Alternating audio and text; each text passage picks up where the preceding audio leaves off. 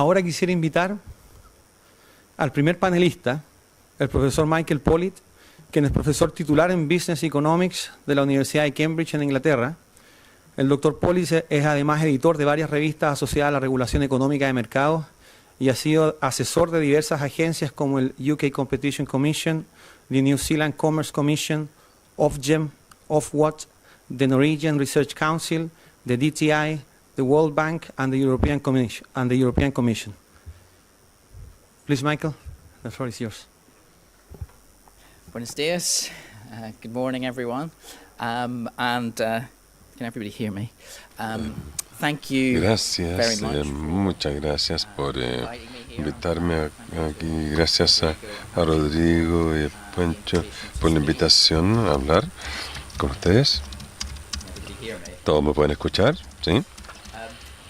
Entonces ustedes en 40 minutos, que es un poquito peligroso, porque eso me están dando bastante más tiempo de lo que van normalmente. Entonces permítanme ver qué tanto les puedo indicar sobre la tarificación del carbono. Se me invitó para entregarles una presentación y una introducción sobre algunos de los pensamientos sobre la tarificación de carbono y la emergencia de una tarificación global, de eso del avance que se han hecho hacia la tarificación a nivel global. Yo pensaría el coeditor de esta nueva revista del International Economist, esta imposición sobre el precio de carbono en esta revista, realmente yo no estaba muy de acuerdo con todos los documentos que aparecen aquí. Se hicieron básicamente por economistas que viven en Estados Unidos y están completamente no consideraron la experiencia europea respecto a la tarificación de carbono. Ser correctivo en esta tarificación centrada en Estados Unidos, y quizás muchas economías en Estados Unidos piensan que un impuesto global al carbono es la respuesta a los cambios climáticos, y la experiencia no es la experiencia en el sistema de comercio europeo y de muchos otros sistemas de comercio de carbono en el mundo. Agradezco a mi PhD, mi estudiante Geoffrey Dolphin, que han estado trabajando mucho conmigo en la tarificación de carbono en los últimos años. Entonces, indicarle un poquitito sobre la diseminación de la tarificación de carbono en el mundo, que es el contexto para esta discusión.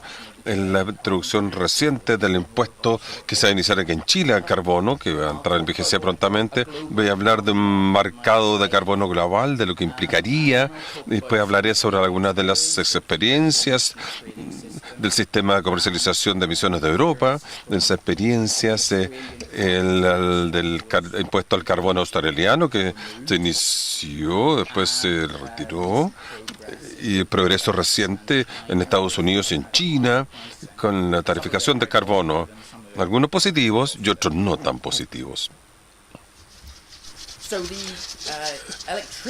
El sistema eléctrico en el mundo está en una suerte de transición, especialmente inversión en generación, en electricidad. La mayoría no son renovables. Entonces, y el compartir no renovables en la energía total está aumentando globalmente, está subiendo de manera acelerada en un 1% anual.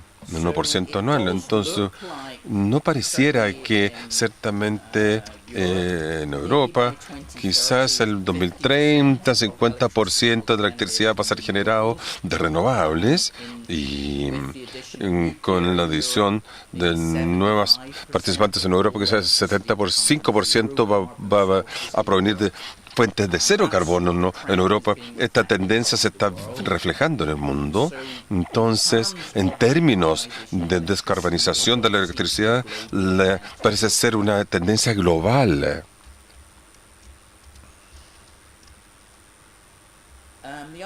Lo otro que es importante es una tendencia global hacia la descarbonización de la investigación, de la inversión en investigación. Quizás 50% de todos los desarrollos y investigación en energía no se basan en renovables en el mundo. Y por cierto, si ustedes tienen otros en inversiones de energía en no carbono, en cuanto a eficiencia energética, sustancialmente más de la mitad de nuestras energías ahora se hace sobre fuentes de energía reducidas en carbono. Y por cierto, muchas personas en esta sala se benefician de esta transición masiva a la investigación basada hacia lo bajo en carbono. Y eso va a ser en el futuro también, en la innovación, en fuentes bajas en carbono para la energía. Entonces, y esto es lo que yo reacciono en este tema de este diario o revista. Cómo descarbonizar la economía del mundo no es una ciencia espacial. Sabemos cómo hacerlo en términos de instrumentos económicos que implica, pero lo que yo digo es que sabemos ponerle tarificación al carbono y que lo hacemos hacemos experimentos a gran escala, así como el sistema comercial de emisiones de Europa, que ha probado que estos sistemas pueden funcionar de tarificación y descarbonizar grandes partes de la economía. Entonces, no precisamos esperar mucho el desarrollo y la investigación que compensen la tecnología y luego promover ampliamente toda esta economía en todo el mundo de descarbonización. Y de hecho, el Banco Mundial hizo un gran informe que publica cada año sobre el avance sobre tarificación de carbono. Básicamente, como un 20% de todos esos gases de efecto invernadero que se emiten en el mundo están sujetos a un impuesto para las emisiones o los mecanismos comerciales. Está aumentando la cantidad de jurisdicciones que están adoptando esta tarificación por el carbono. Lo último que se agregaría aquí es el anuncio del sistema comercial chino, que este será el 2020 probablemente, 2020.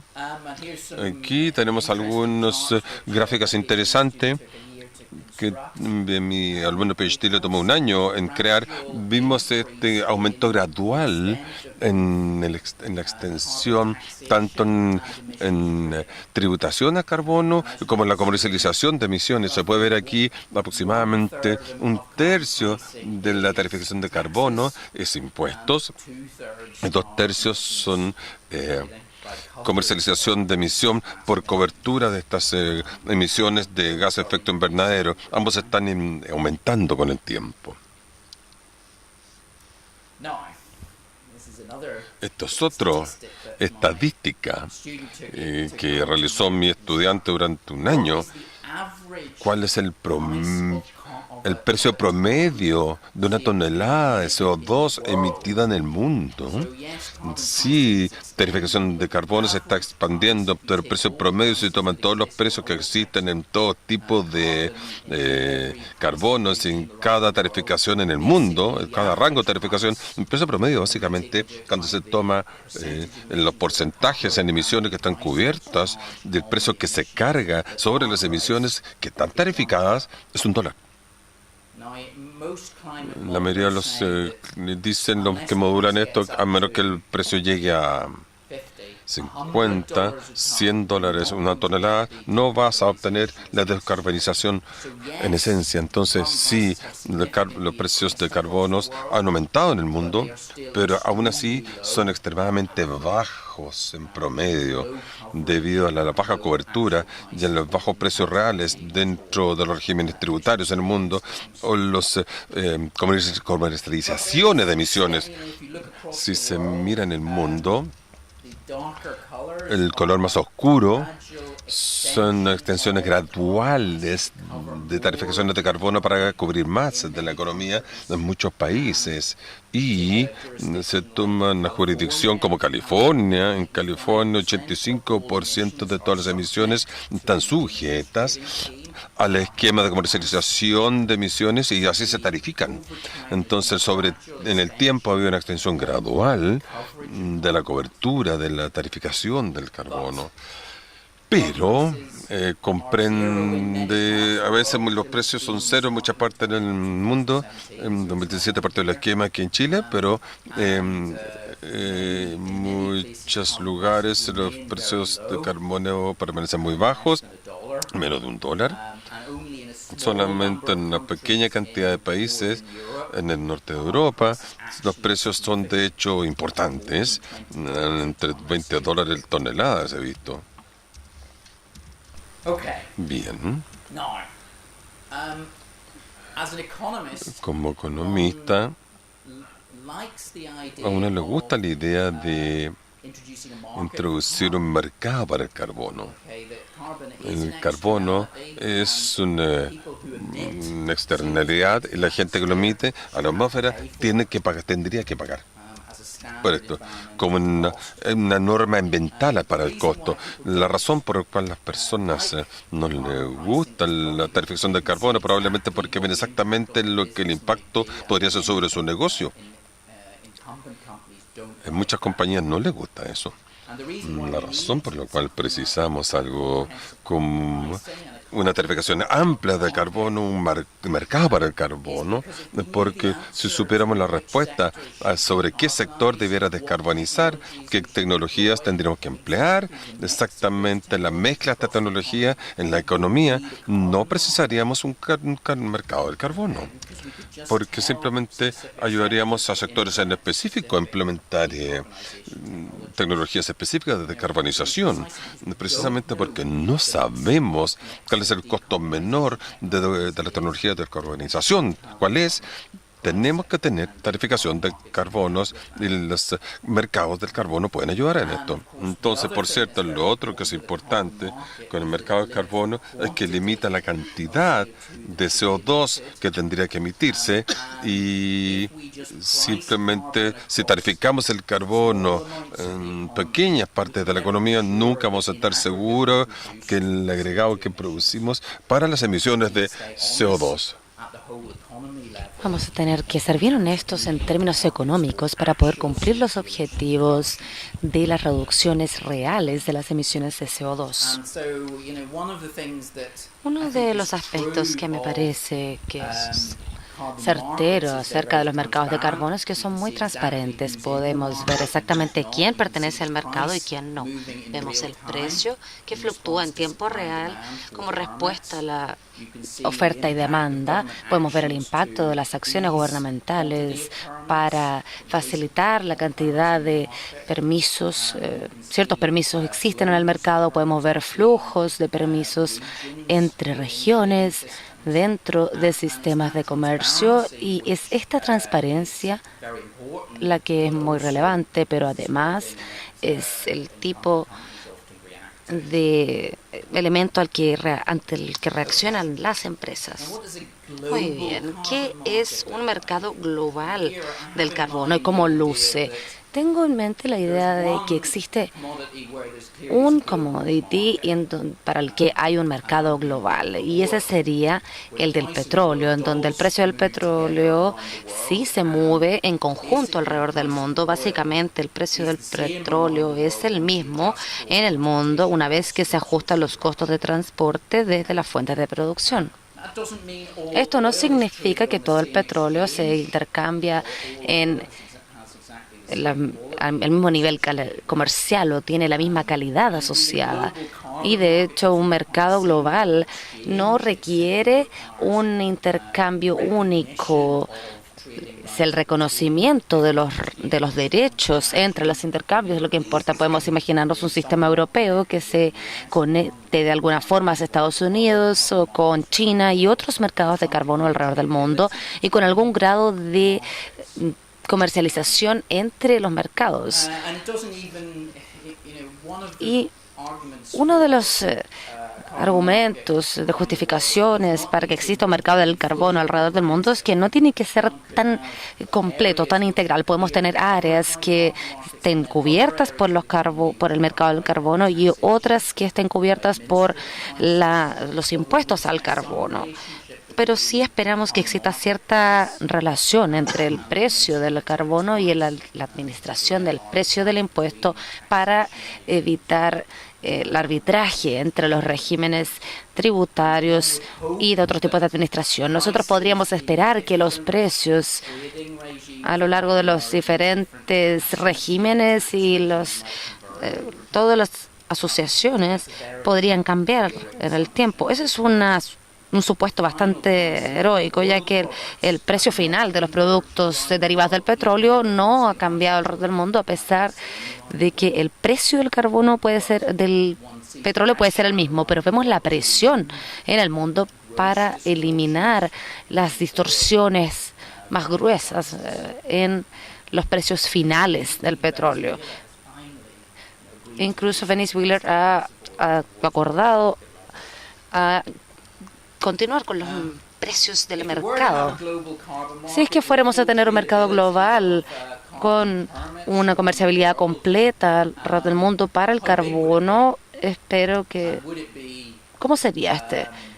Bueno, en un tamaño imaginable o inimaginable, sería quizás más grande de lo que se puede imaginar a lo largo de diferentes regiones. Podríamos quizás lanzar algunos números. En teoría podría ser más grande que el mercado del petróleo, pero en realidad el mercado del carbono avanzaría de un nivel más bien bajo. Las emisiones empezarían a decaer a partir de ese nivel y esperaríamos que el valor de los permisos de carbono globales en cualquier año podrían estar muy por debajo del valor del mercado del petróleo global, y estos permisos entre las áreas de comercialización como la ETS de la Unión Europea o el sistema de Estados Unidos o chino podrían estar muy por debajo de los flujos fronterizos que asociamos con la ayuda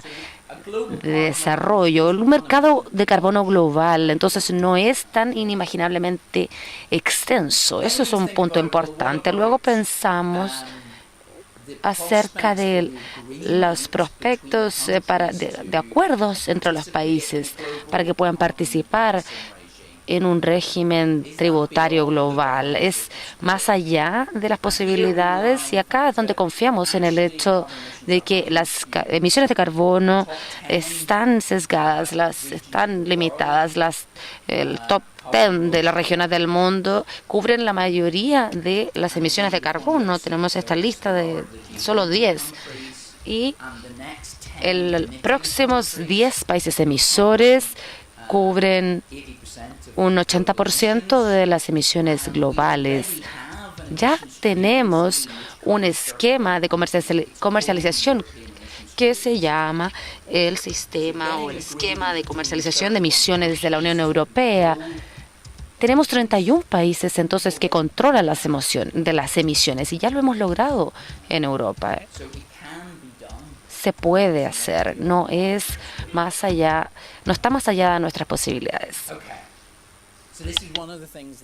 Esto es uno de los elementos ante los que reacciono. Se dice que la tarificación del carbono, he escuchado de esto de Marty Weissman, por ejemplo. Marty argumenta que la tarificación, el impuesto al carbono es superior a la comercialización del carbono debido al costo de los errores. Si es que nos equivocamos y el costo real de reducir las emisiones es más alto de lo que pensábamos que era, terminamos con una pérdida de bienestar tremenda. Acá estamos cumpliendo con el objetivo de emisiones, pero a un costo enorme. Mientras que si nos equivocamos en el impuesto, en la tasa impositiva, pero acá tenemos el costo real de reducir las emisiones, que es mucho más alto de lo que pensábamos. Entonces, la pérdida de eficiencia es mucho más bajo. Es un argumento estándar en donde siempre queremos imponer un impuesto a las emisiones en vez de un régimen, porque el costo de los errores sería mucho más grande en cuanto a un sistema, un régimen de emisiones, pero de comercialización de emisiones, pero en la región de reducción óptima, si estamos comenzando desde cero y aumentando el límite, estamos comenzando desde aquí, no estamos reduciendo mucho las emisiones, estamos comenzando desde cero reducción de las emisiones. Sería un buen problema estar en una región en donde hemos avanzado mucho con la reducción de las emisiones. Marty no aborda una dinámica de esto, no aborda la dinámica que tiene esto. Confiamos en el hecho en que todos los errores, en la estimación de los daños, y de otra forma este resultado no se mantendría. Yo sé que este es un resultado bastante robusto en las economías de este tipo y es una de las razones por las cuales los economistas estadounidenses continúan peleando por los impuestos al carbono, pero cuando pensamos en la dinámica, de la forma en que va a ocurrir, el costo de equivocarse es muy poco probable que sea mayor que con un sistema de comercialización de emisiones. ¿Es mejor entonces imponer un precio único o imponer una cantidad controlada?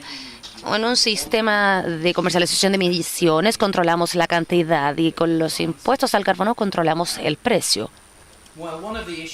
Uno de los problemas que los científicos climáticos nos dicen y que lo que tenemos que preocuparnos es este efecto de precipicio, del borde del precipicio, emitir mucho y que la temperatura global aumente radicalmente y tengamos un cambio radical en la temperatura. Podemos controlar esta imagen. Este es el riesgo climático, en donde decimos que a menos que reduzcamos las emisiones en esta cantidad, en esta proporción, los polos se van a derretir y va a existir una destrucción medioambiental masiva. Entonces tenemos que llegar a este nivel de reducción de emisiones y la única forma de asegurarnos que eso vaya a ocurrir es con un límite de emisiones, no con un régimen tributario. Si es que nos equivocamos en el impuesto debería haber estado acá, el real, pero si es que lo establecimos muy bajo, muy por debajo, estaríamos reduciendo las emisiones a este nivel y terminaríamos con una gran pérdida de bienestar porque el impuesto sería muy bajo en una situación en donde teníamos que llegar a un nivel mínimo de reducción de emisiones para así poder evitar un cambio climático catastrófico. Esta es una configuración diferente de la que Weizmann imaginó en su origen.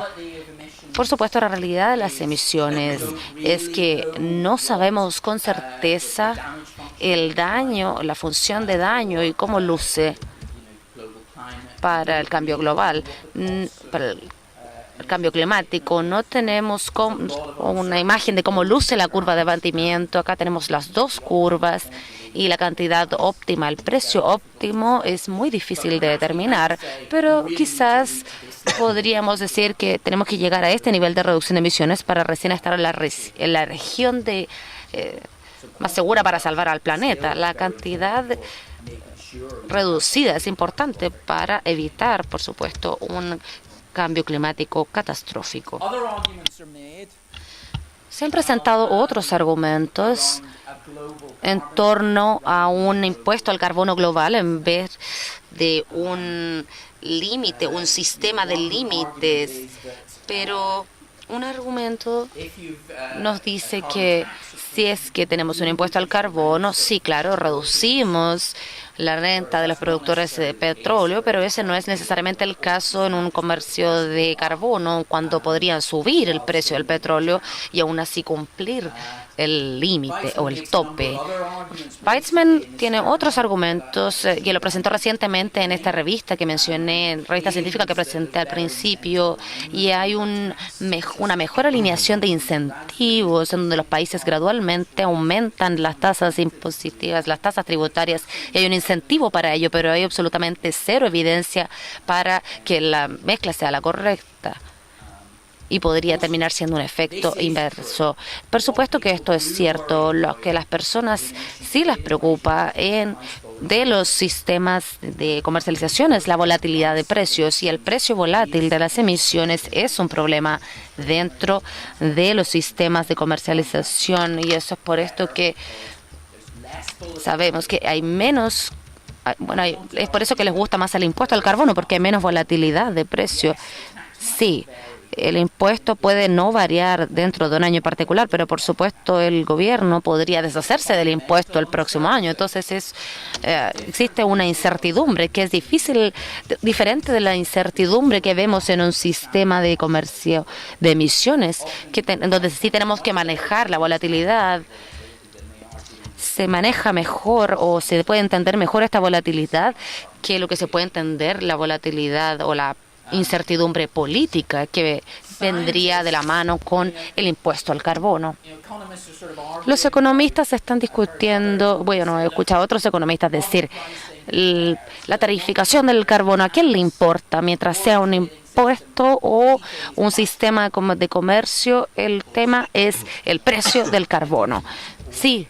Obviamente creo que esto es importante. Sin embargo, no podemos ignorar la ciencia climática, y la ciencia climática aborda la cantidad de las emisiones. Nos han advertido que solo debemos emitir esta cantidad de CO2, o si no estamos destinados al fracaso. Pero no hay una coordinación una limitación de cantidad coordinada. Eso no pasa. Los países no coordinan los impuestos en cuanto al medio ambiente. Lo que sí hacen es que comercializan los permisos. Los derechos sí se intercambian a nivel internacional y sientan un precedente para el reconocimiento de un permiso de emisiones chileno en Argentina. Eso está bien, es correcto, pero la idea de que vamos a coordinar el impuesto al carbono chileno con el argentino, eso no va a ocurrir. Por favor, díganme si me equivoco, pero es muy poco probable.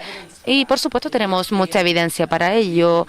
En la Unión Europea se intentó acordar un impuesto al carbono a principios de la década de los 90 y no se pudo. Incluso en Europa, con grandes esfuerzos de coordinación en muchas áreas, no pudieron acordar un impuesto al carbono. Hemos hecho algunos trabajos recientes en tratar de explicar el patrón de los precios de carbono que vemos en el mundo, porque hay una suerte de 27 años de experiencia entre tarificación de carbono en el mundo, y sí encontramos algunas tendencias. La adopción, ya sea del el esquema de comercio o de impuestos, se explica por ciertas cosas que se ve acá. A medida que uno está más rico, cada vez quiere adoptar más este esquema de impuesto al carbono. Tenemos más tendencia a hacerlo. Entonces, el tamaño de la tarificación de carbono que se termina teniendo también tiene alguna explicación. Mientras más alta la participación en la electricidad que se tenga, más bajo va a ser el precio de carbono. Entonces hay evidencia estadística respecto de esto. Hemos hecho algunos otros trabajos intentando explicar las cosas clave que están ocurriendo en Europa. Europa esencialmente es una relación comercial en la Unión Europea. Entonces, y la relación comercial entre países europeos, que es muy importante, y ejecuta ese cumplir acuerdos en otras áreas políticas. Lo que hemos intentado establecer recientemente, si es que estas relaciones comerciales pueden explicar la adopción de tarificación de carbonos y aumenta el precio del carbono, no parece relación.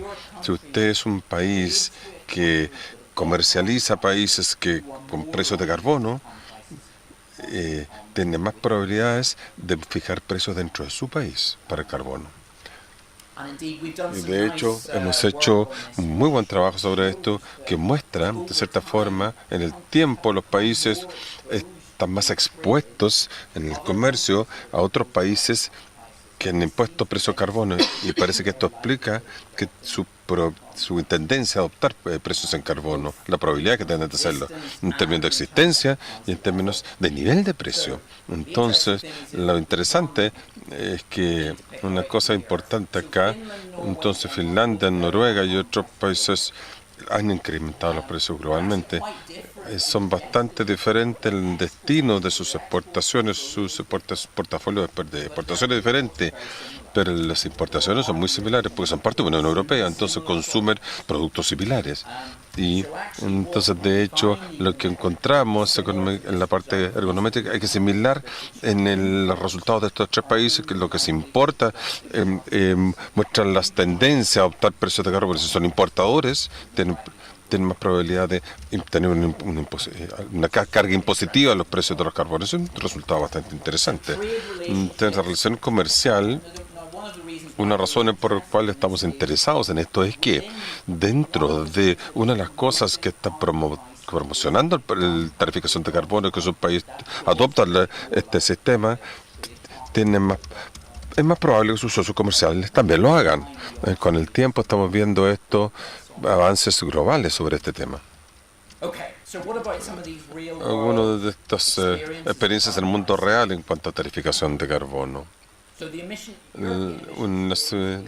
El esquema de tendencia de emisiones en Europa es bastante volátil en cuanto a sus precios, pero han subido recientemente, como 16 euros por tonelada de CO2.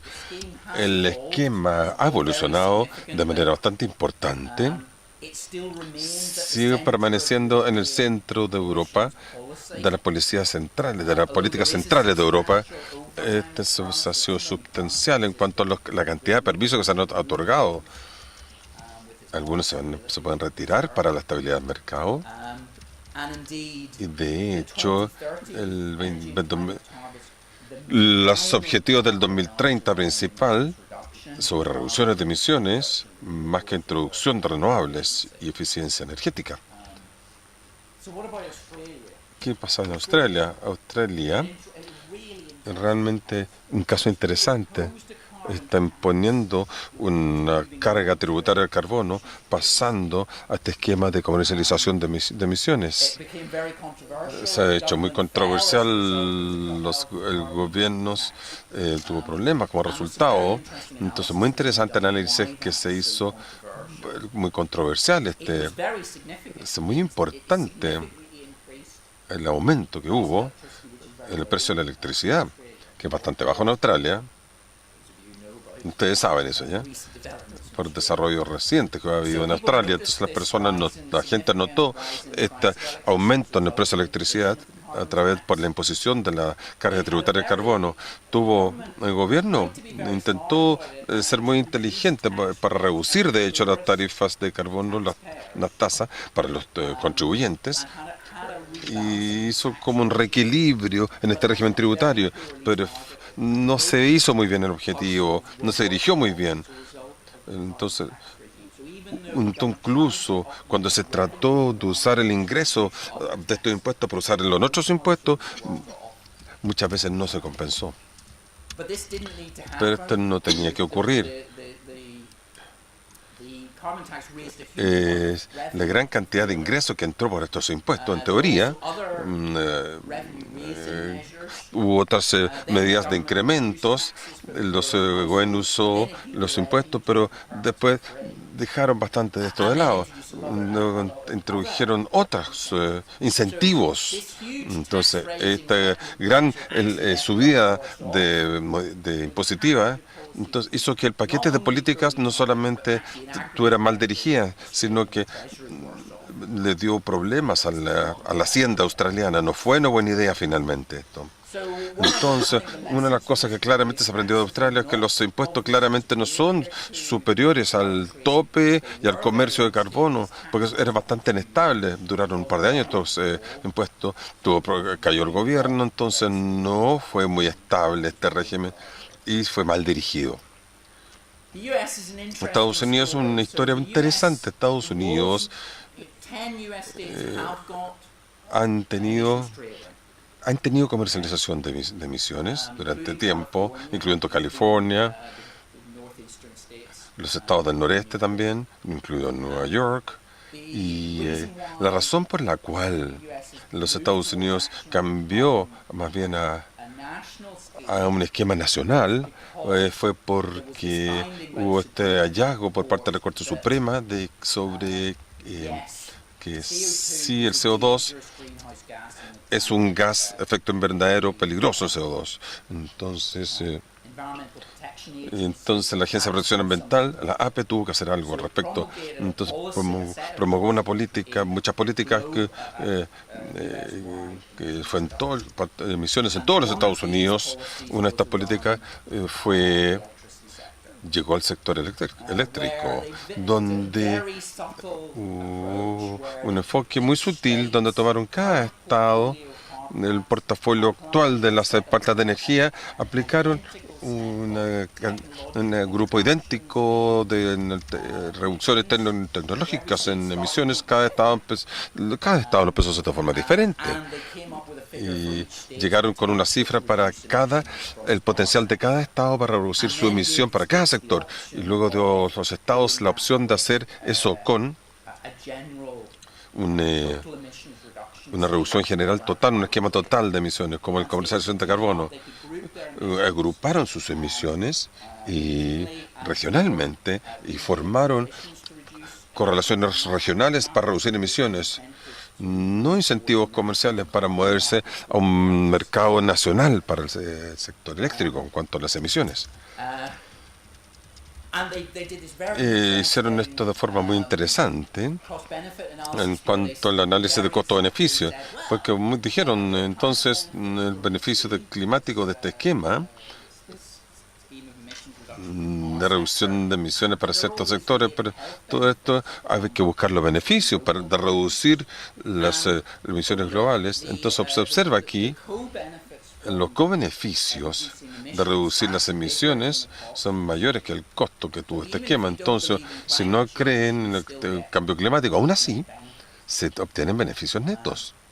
Entonces, esto avanzó bajo el presidente Obama, fue desafiado por el presidente Trump, esto cambió, se suspendió, está en el proceso de ser retirado, pero se ve promisorio a cómo se introdujo esto en un principio, un mercado nacional de carbono en Estados Unidos. Aquí está esto. Esto es la administración de Trump, nueva agencia de protección ambiental, el análisis nuevo que iba a tener estas plantas limpias de energía. Entonces se centraron solo en los beneficios domésticos internos, más allá de los globales. Entonces ignoraron todos los beneficios. Ahora, por cierto, los beneficios netos de sacar las plantas de energía limpia. Si comparan ambas evaluaciones, son bastante interesantes. Una tiene sentido, pero la otra está ignorando los hechos. Entonces, China es interesante. China va a introducir un mercado nacional para cubrir solo sectores de la electricidad respecto a comercializar el carbono. Ya tienen 7 pilotos a nivel nacional.